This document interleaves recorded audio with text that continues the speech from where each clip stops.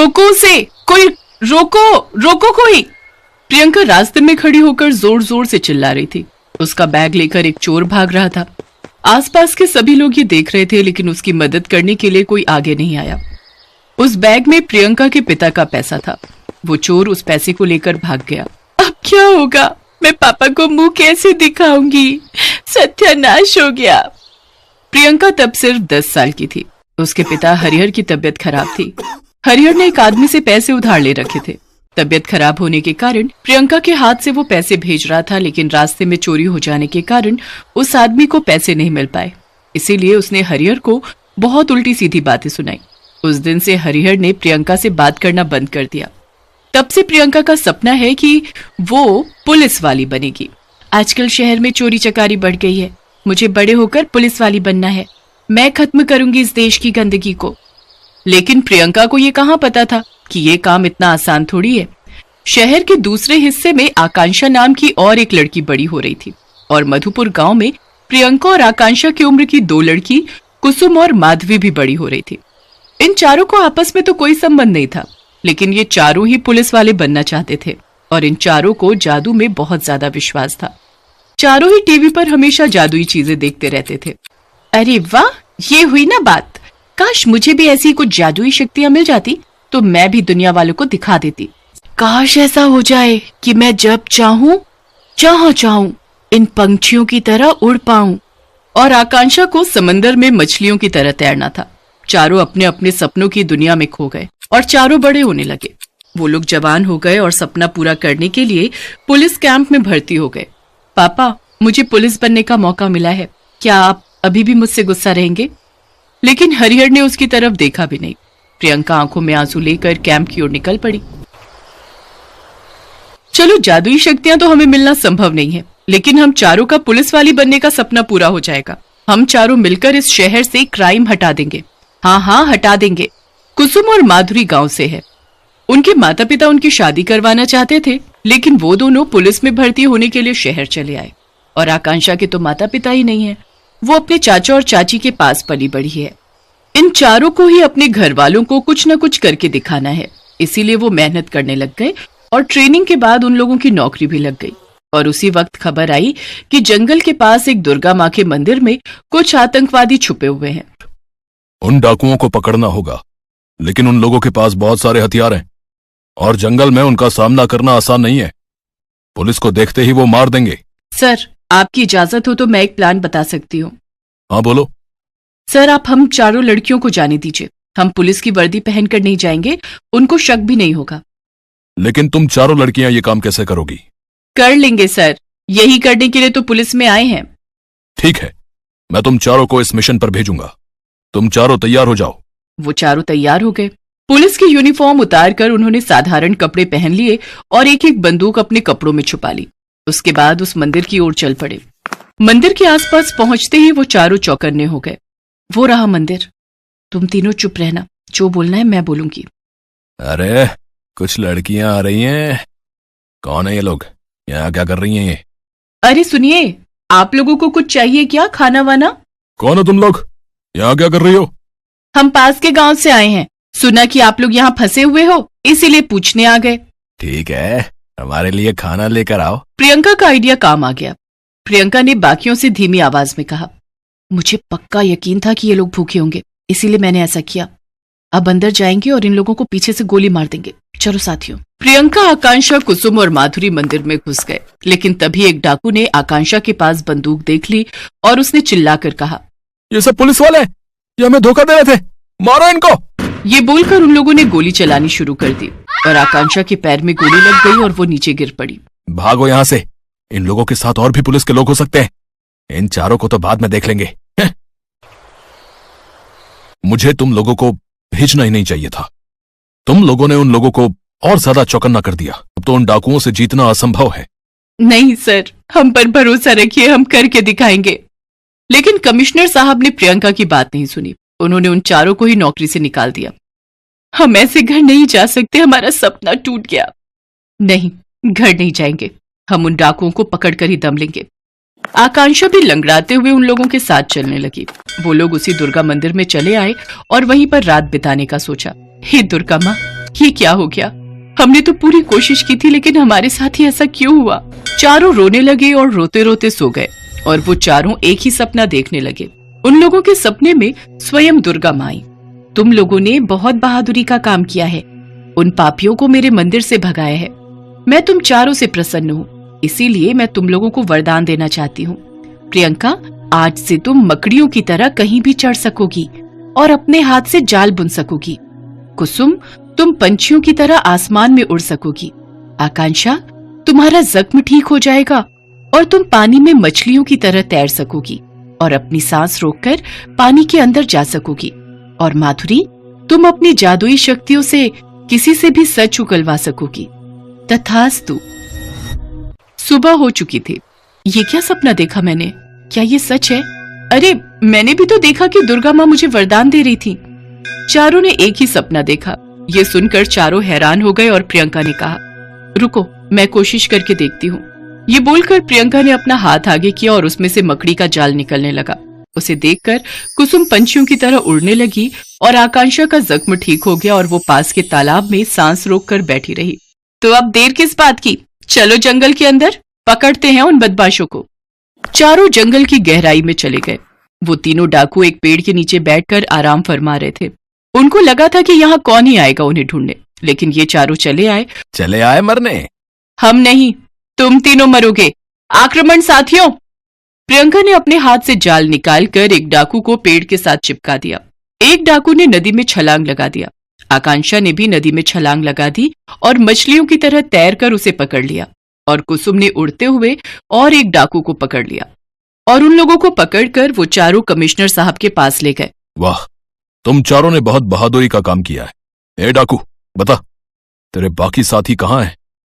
उन लोगों का प्लान क्या है? हम नहीं बताएंगे, हमें जितना भी मार लो, लेकिन हम नहीं बताएंगे। हाँ, कोई बात नहीं सर, मुझे कोशिश करने दीजिए। ये बोलकर माधुरी ने तीनों को हिप्नोटाइज कर दिया और तीनों ने सारा सच उगल दिया। उसकी वजह से उनके सारे साथी पकड़े गए और इन चारों को पुलिस में वापस ले लिया गया। प्रियंका के पिता बहुत खुश हुए। सभी के घर वाले गर्व करने लगे और इसके बाद से इन 4 जादुई पुलिस वाली ने शहर में एक भी क्राइम नहीं होने दिया।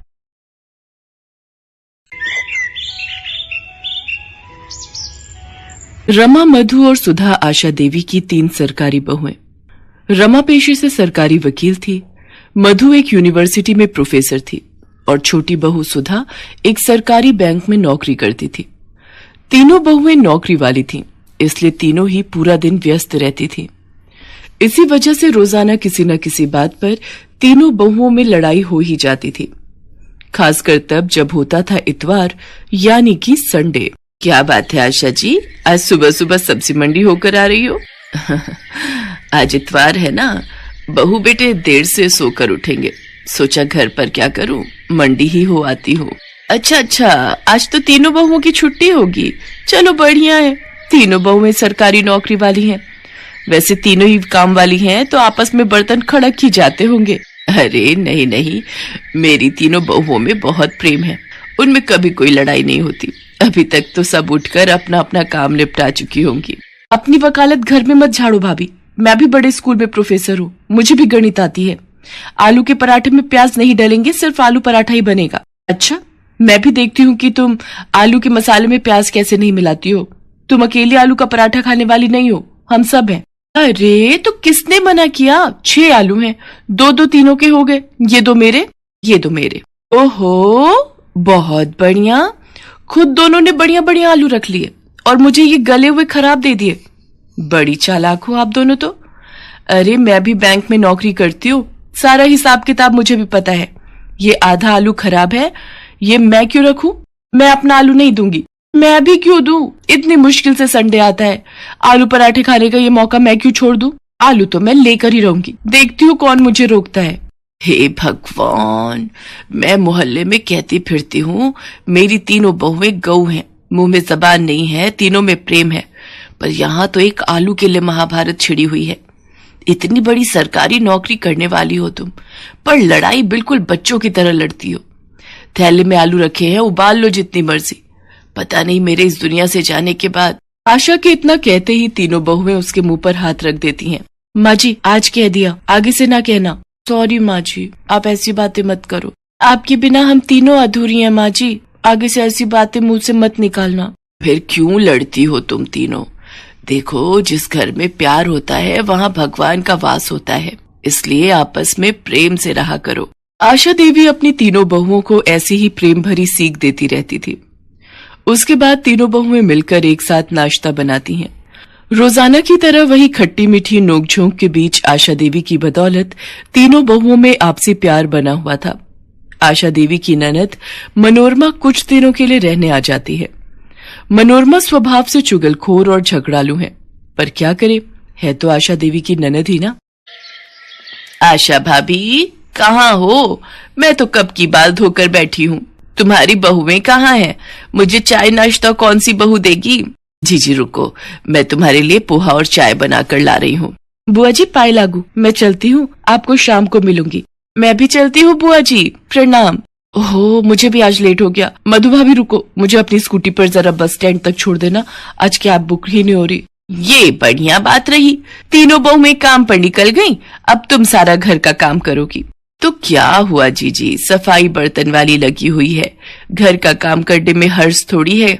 तुम तो ऐसे ही चिंता करती हो। ये लो पोहा और चाय लो, बाकी सब चिंता छोड़ दो। मनोरमा की बुरी आदत चुगली करने की बाज कहाँ आने वाली थी। जब आशा ने उसकी बात को अनदेखा कर दिया तो वो तीनों बहुओं को भड़काने लगी। अरे रमा बहू, क्या कर रही हो? अंदर आ जाऊं? हाँ बुआ जी, ये भी कोई पूछने की बात है? आपका अपना घर है, कहीं भी आओ जाओ। अच्छा, अलमारी में कपड़े लगा रही हो? सचमुच कितना थक जाती हो। नहीं, ऐसी कोई बात नहीं है बुआ जी, वो कल मधु ने मशीन लगाई थी तो कपड़े धोकर रख दिए थे, वही तह लगा रही हूँ। अच्छा, तभी मधु का मुंह बना हुआ था, बोल रही थी सारा दिन अकेले काम में लगी रहती हूँ। वो प्रोफेसर है ना, तो जल्दी घर आ जाती है, इसलिए वो ज्यादा काम करती है। अच्छा, ऐसा कहा? पर ऐसी तो कोई बात नहीं है, मैं और सुधा हम दोनों भी तो इतना काम कर लेती हैं। मधु फालतू की बातें कर रही है। रमा को भड़काने के बाद मनोरमा ने मधु और सुधा को भी झूठ मूठ की पट्टी पढ़ा दी। क्या रमा भाभी और सुधा ने ऐसा कहा? उनसे ज्यादा घर खर्च में पैसे मैं लगाती हूँ।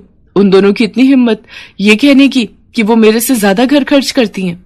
आपको पता है बुआ जी, कितनी बार रमा भाभी और सुधा के जन्मदिन एनिवर्सरी पर मैंने महंगे महंगे तोहफे लाकर दिए हैं। अच्छा हुआ बुआ जी आपने मुझे बता दिया, ये दोनों मेरे बारे में क्या सोचती हैं।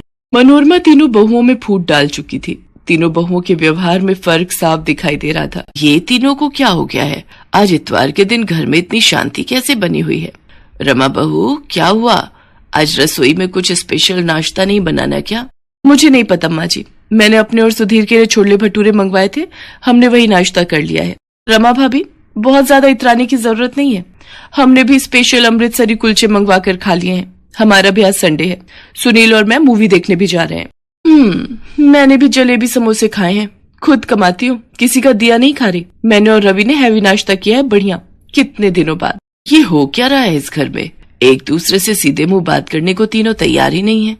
जरूर कुछ गड़बड़ है, नहीं तो ये तीनों मेरे से इस तरह बात नहीं करती। और ये मनोरमा जीजी कहाँ गई है? बड़ी देर से दिखाई नहीं दे रही, लगता है कमरे में होंगी।